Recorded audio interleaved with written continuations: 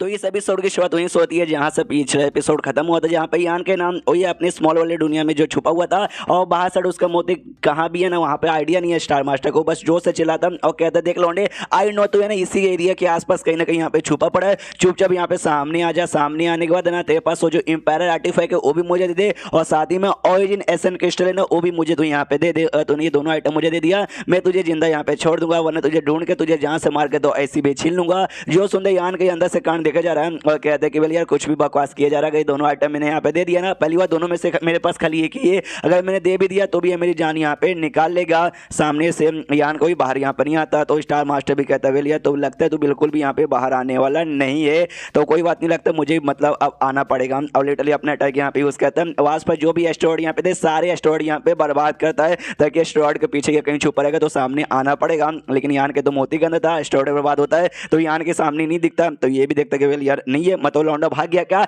लेकिन तब इसके ध्यान फाइनली वो मोती के ऊपर यहाँ पे चल जाता है, जिसके बाद से अब यान के फाइनली बाहर भी आ जाता है मोती के बाहर और मोती को अपने साथ लेके भागने लग जाता है। ये भी कहता है साले लौंडे फाइनली तो यहाँ पे बाहर आ गया ना, अब तो बिल्कुल भी यहाँ पे बचने वाला नहीं है। उसके बाद यहाँ पे यान के अपना फिर से स्पेस का पावर यहाँ पे यूज करता है और यूज करने के बाद फिर से काफी दूर ऐसा भाग जाता है। इस वजह से भागता है फिर से अपने डिवाइन से पता लगा लेता है, लेकिन इस वजह ना स्टार मास्टर ये नोटिस करता है कि पहले से काफी ज्यादा दूर इस बार लौंडा यहाँ पे भागा है, बार बार पीछा करता है तो बार बार उसका जो है ना भाई एरिया काफी ज्यादा यहाँ पे बढ़ते जाता है। तो समझ जाता है कि हाँ भाई ये लौंडा मेरे साथ यहाँ पे फाइट करते करते अपनी स्पेस की पावर यूज सके ना, खाली यूज सके बच नहीं रहा बल्कि उसकी प्रैक्टिस भी लगी हाथ यहाँ पे कर रहा है। यानी इसने मुझे बहुत ही गुस्सा दिला दिया भाई, बहुत ही ज्यादा गुस्सा दिला दिया, इसने मुझे मजबूर कर दिया करने पे। जो मेरा स्टार है ना मैं अपनी स्टार की पावर लूंगा इस पर अटैक करने के लिए, तो अपनी स्टार की जो पावर है वो हल्का से यहाँ पे लेना चालू करता है। तो स्टार पे जो भी एल्डर्स लोग यहाँ पे थे वो सारे एल्डर्स यहाँ पे नोटिस करते कि वेल यार ये तो स्टार मास्टर लगता है, स्टार की पावर यहाँ पे बोरो कर रहे हैं। लेकिन क्यों सामने से भाई स्टार की पावर तभी बोरो करते हैं जब कोई बहुत ही स्ट्रॉन्ग अपोनेंट सामने आ जाए जिसको हराने में मुसीबत आ रही है, फिर कोई ऐसा दिक्कत वगैरह आ रहा है।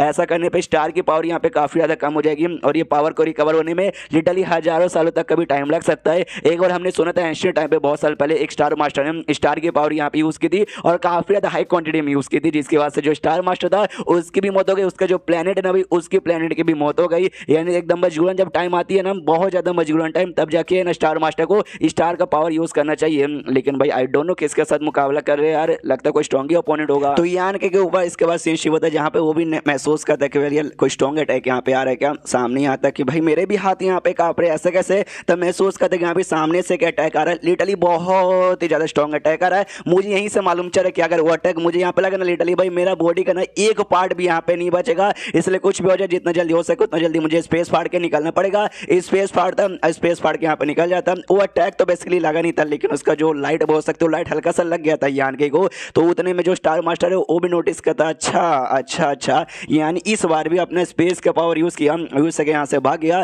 चेंज होता है यान कहीं पे जहाँ पे ऑफकोर्स वापस से स्पेस फाड़ के दूसरे में निकला था, जैसे मैंने बोला हल्का सा ऑरा आ चुका था उसी में इसको बहुत ही ज्यादा चोट यहाँ पर लग गया। तो ये भी सोचता है खाली हल्का सा लाइट मुझे आया मतलब हल्का सा लाइट लगा जिसमें मेरी हालत इतनी खराब हो गई। अगर इमेजिन करो पूरा अटैक मुझे लगता है तो भाई कैसी हालत हो जाती। और ये पक्का भी ना स्टार की पावर इसने यूज किया होगा, मुझे लगा नहीं तभी ये जो स्टार मास्टर है स्टार की भी पावर मेरे साथ यहाँ पे लड़ाई में यूज कर लेगा। और वेल मुझे ऐसा लग रहा है कि ये तो मेरा पीछा बिल्कुल भी छोड़ने वाला नहीं है। अब मुझे ना भाई आसपास ना किसी ऐसे प्लेनेट पे जाना पड़ेगा जिस प्लेनेट पे ढेर सारे बंदे होंगे, तब तो मतलब अगर यहाँ पे लड़ाई किया आसपास तो कोई भी नहीं है, इसकी मर्जी कैसे भी अटैक यूज करेगा मारेगा किसी को थोड़ी ना दिक्कत है। लेकिन अगर ऐसे किसी प्लेनेट पे चल गया जिस पे ज्यादा बंदे तो ये भी ना भाई वैसा अजीब बर्ताव यहाँ पे नहीं करेगा। हाँ तो मुझे ही करना चाहिए। तो सामने क्या बोलते हैं भाई ब्लैक होल टाइप का एक आइटम इसको दिखा देता है और कहते हैं कि इसके अंदर सेंटी मारा तो आसपास से किसी प्लेनेट पे पहुंच जाऊंगा। तो अपना 5 एलिमेंट स्वॉर्ड आर्ट को एक्टिवेट करके उसमें ऐसा हो जाता है। उतने में ये नोटिस करते हैं कि ऑलराउंडर फिर से यहाँ पे दूर भाग गया, क्या लगता है काफी दूर भाग गया,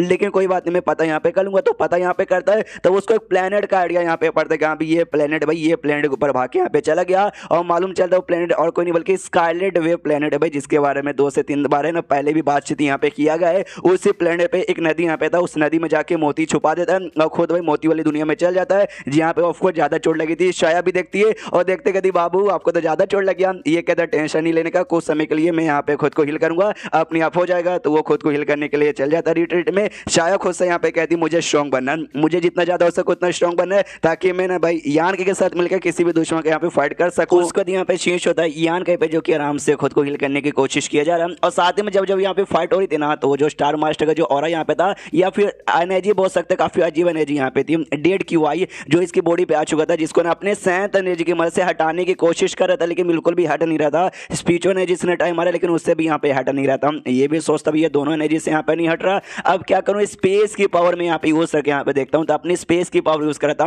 उसका डेड एनर्जी हटाने में, लेकिन स्पेस की पावर काम कर रही थी, लेकिन लिटरली उसका जो प्रोसेस यहाँ पे था ना, वो प्रोसेस यहाँ पे बहुत ही ज्यादा स्लो यहाँ पे था। इसको आइडिया लग जाता है कि अगर इसी स्पीड से यहाँ पे चलता रहा ना, तो कम से कम 3 साल का टाइम लग जाएगा भाई उसका एनर्जी खाली यहाँ पे हटाने के लिए। जो बिल्कुल यार मुझे इतना 3 साल का मेरे पास यहाँ पे टाइम नहीं है, कोई और तरीका यहाँ पे यूज करता हूँ। हाँ, अपना 5 एलिमेंट स्वॉर्ड आर्ट का जो टेक्निक ना, वो टेक्निक यूज करके यहाँ पे देखता हूँ। उसमें मेरे फायर का जो गोल्ड एलिमेंट का भी पावर ना, वो यूज करके देखता हूँ, शायद वो ट्राई यहाँ पे आएगा। तो वो दोनों एलिमेंट के जैसे पावर यूज करता है, हट रहा था और काफी तेजी के स्पीड से यहाँ पे हट भी रहा था। तो ये भी खुश है, यस वाकई में हो रहा है। तो मुझे ना भाई अपने इसी टेक्निक यूज करना पड़ेगा, तब जाके फटाक से होगा। तो ऐसा करते करते करते ये 3 महीने टोटल टाइम लगता है, और 3 महीने में फाइनली यहाँ पे हट जाता है। तो ये भी खुश है कि यहाँ पे मेरा 5 एलिमेंट स्वॉर्ड टेक्निक बड़ा काम आया है, 3 महीने में काफी ज्यादा यहाँ पे हटा दिया है। तो आगे चल के भी उसका ज्यादा दिक्कत नहीं होगा। और रही बात शाया का, तो भाई जब से मुझे चोट लगा ना, शाया लिटरली भाई अपना एल्केमी से काम किया जा रही है, खुद को स्ट्रॉन्ग बनाने की पूरी कोशिश करिए। और शायद 3 महीनों से ना भाई उसने भी खुद को बिल्कुल भी आराम नहीं दिया होगा। उसके बाद सीन होता है इसी प्लेनेट पे ना एक सेट यहाँ पे थी। ये सेट के कुछ बंदों के साथ नहीं यान की मुलाकात यहाँ पे उसमें हुई थी, पैरा गार्डन में हुई थी।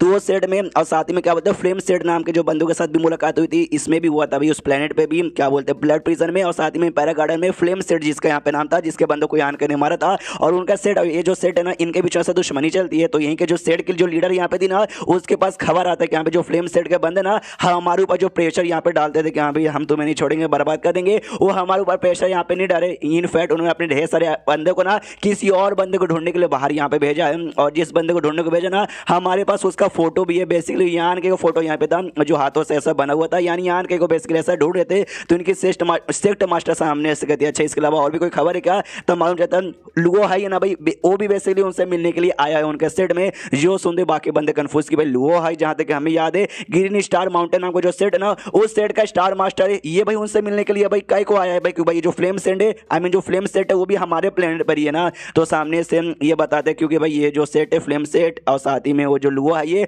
उनके बीच में दोस्ती है। जो सुनते सेल लीडर कहते हैं आई नो दोस्ती, लेकिन भाई वो दोस्ती बस नॉर्मल से दोस्ती है, उनके बीच में थोड़ा बहुत ऐसा बिजनेस वगैरह होता है। उतनी भी ज्यादा गहरी दोस्ती नहीं, कहाँ पे वो स्टार मास्टर अपना स्टार छोड़ के इनके पास यहाँ पे मिलने आ जाए, कोई बहुत ही बड़ी बात होगी। तो जो बुढ़िया एक सामने से इनके सेट की, वो बताते कि ये जो फ्लेम सेट वाले ना, वो लोग इस लौंडे को भाई हाल फिलहाल में यहाँ पे ढूंढ रहे। जब से ये आदमी यहाँ पर आया ना, उनका set master I mean star master green mountain वाला, शायद तभी से हो सकता है भाई इसी ने बेसिकली फोटो दिया होगा, बोला कि हाँ भाई इस बंदों के यहाँ पे ढूंढो। जो सुनते सामने से सेट मास्टर कहती है ये वाली, अच्छा ऐसी बात है क्या? फिर तो भाई उनको ढूंढने से पहले हमें इस आदमी को ढूंढ लेना चाहिए और हमें उसको उसके हवाले कर देना चाहिए। के लिए भाई हमने हवाले कर दिया, चूचा दुश्मनी यहाँ पे खत्म कर दो। उसके बाद जो हमारी सुप्रीम एल्डर है ना, उनके भी रिकवर होने के चांसेस बहुत ही ज्यादा बढ़ जाएगा। हमारी जो सुप्रीम एल्डर है कुछ समय पहले, कुछ साल पहले बेसिकली उनको चोट लगा था उनके कल्टीवेशन में, जिसके बाद से अभी तक रिकवर नहीं हुई। रिकवर करने के लिए हमें ढेर सारी जड़ी बूटी चाहिए। हमने सारी जड़ी बूटी इकट्ठा कर लिया, लेकिन स्पेशल से एक जड़ी बूटी आता है जो खाली फ्लेम सेट में यहाँ पे पाया जाता है। तो हमने वाकई में उनको दुश्मन को पकड़ के दे दिया, तो शायद है ना हमें वो मिल भी सकता है जड़ी बूटी, जिससे हमारी सुप्रीम एल्डर भी